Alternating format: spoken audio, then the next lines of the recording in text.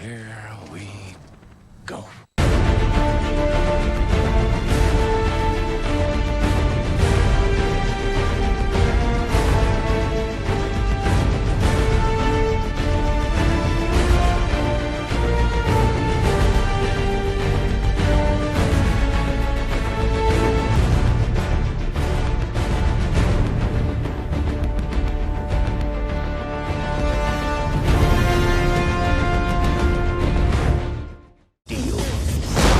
Hello guys, I'm Comic Book Movie Film Productions, and welcome back to the DC Film Retrospective. Today's film is another superhero in the dark ages of comic book movies starring Shaquille O'Neal himself, and being a semi-Superman film also, Steel. This character was created in the 90s shortly after the Death of Superman storyline came out, where John Henry Irons, who is basically Tony Stark, due to him being a weapons manufacturer that gets a change of heart after he is saved by Superman once before he dies. So he makes a metal suit with the Superman emblem in the middle and calls himself Steel. This is one of the many characters created to replace Superman before he came back later on. In the 90s, society and the media was way more grungy and edgy, with dark characters, bands, and films becoming more popular, hence why there were so many Batman films in the 90s. Director Kenneth Johnson and the producers wanted to make a superhero film that was a good role model for kids, and made them believe in the future again, they said, along with wanting an African-American superhero on screen, which at the time the only film starring African-Americans as superheroes was Meteor Man, Spawn, and if you want to count it, Men in Black, which Men in Black and Spawn came out the same summer as this, and this was before the Blade films came out and way before Black Panther did, so it seems reasonable to have an African-American-led superhero film. After Wesley Snipes turned down the role to be in a better comic book film, the producers decided to get Shaq in the lead, due to him wanting to start his own movie career past the NBA, and probably saw Michael Jordan's success with Space Jam as an inspiration.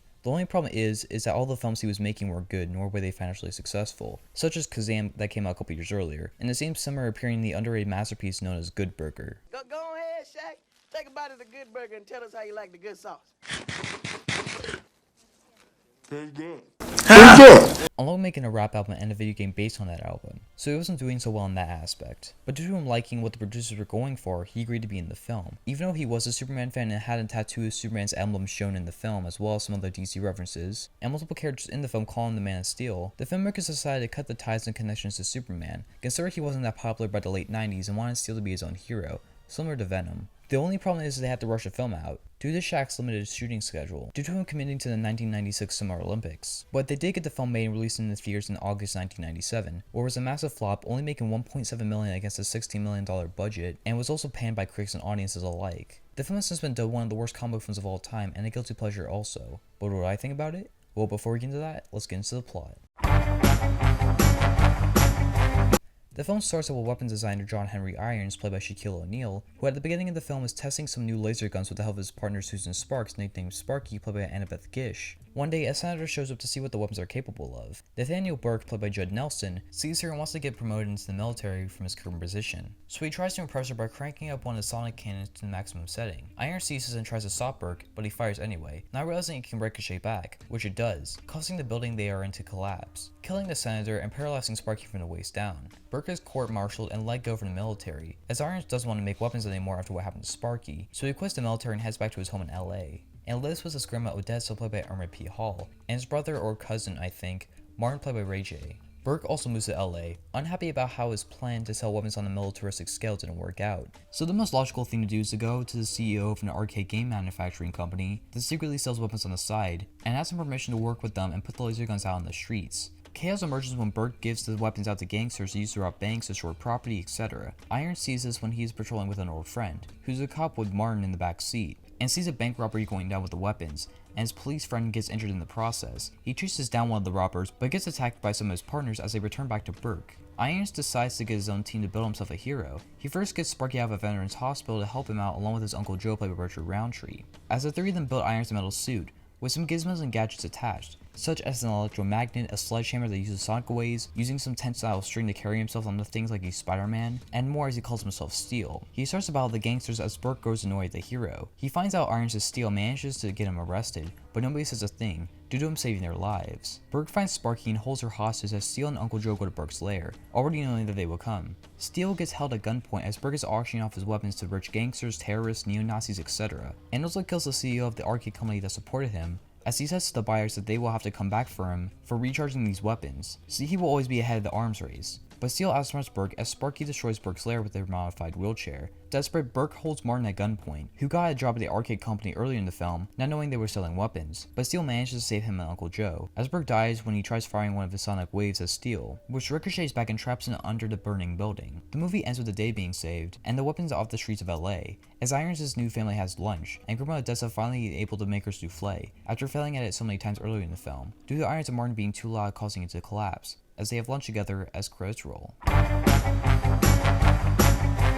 It's on now. This film is terrible, no question about it. Where do I even start with this one? Firstly, the acting. Is battle around. Granted, it's hard to do a good performance with such terrible dialogue, which I'll get into in a bit, but it seems like every scene was only done on the first take. Due to how winning the performances are, that took me out of the film constantly. Now let's talk about the dialogue. Easily, some of the worst lines I've ever heard in a comic book film come from this film.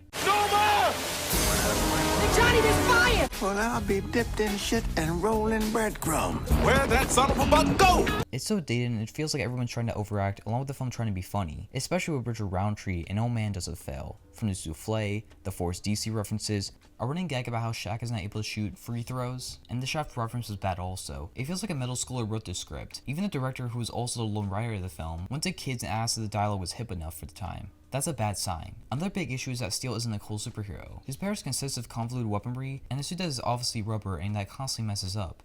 And not in a charming kind of way, it just looks silly. There was even a blooper that was implied in the film when Shaq is running and a thigh piece of the suit falls off, or when Steel is falling and you can see the wires hanging on Shaq's back, further proving this was all done in the first take. Plus, he's a rip of other superheroes such as Iron Man and Spider-Man. The action is bad also. It isn't exciting due to how little you're invested in the story and characters, and also it's not exciting due to it mainly consisting of guys just shooting sonic weapons, along with the music not fitting in the scenes at all. There are multiple chase scenes in the film that go on forever, and contain slow music that you would find on the Fitness Grand Pacer test.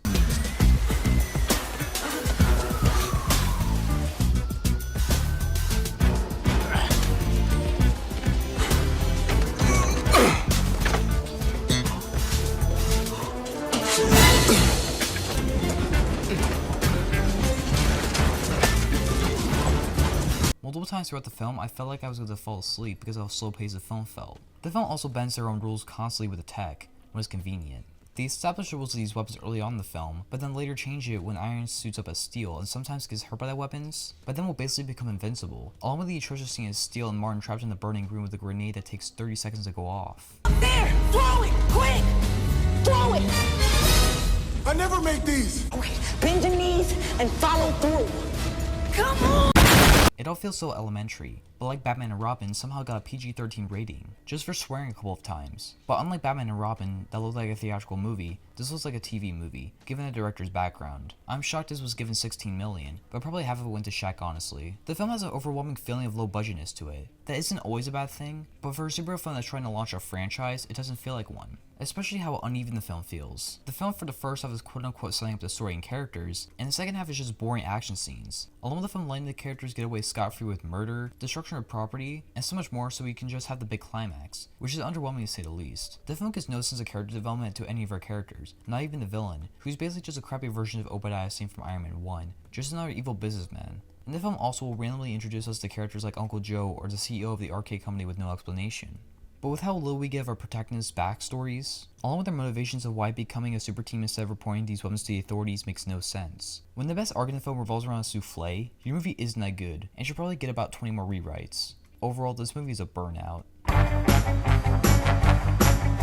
Overall, Steel's a terrible superhero film that isn't a good role model for kids, and basically fails in every filmmaking level technically, as well as emotionally. I appreciate having a good mindset about wanting to have a new superhero that is different from the rest, but this film was written well, directed well, acted well, paced well, with underwhelming action, terrible dialogue, no likable characters that you cared for, an outdated soundtrack that consists of good songs that don't fit in with the film, and a score that will make you fall asleep, its uneven structure, low budgetness that doesn't make the film feel theatrical, and so much more that makes this film fall on its face. Similar to Batman and Robin, I understand why people see it as a guilty pleasure, and there's some fun moments to be had here, but as a whole, I think it's the worst film in this retrospective so far that I've covered, for now. I give Steel an F, a 0 out of 10, and a skip recommendation. So that's Steel. What do you guys think about it? Leave your thoughts in the comments and please make sure to like and subscribe for more content. I'm Combo Movie Film Productions, and this isn't the last DC film to review because justice needs to be served.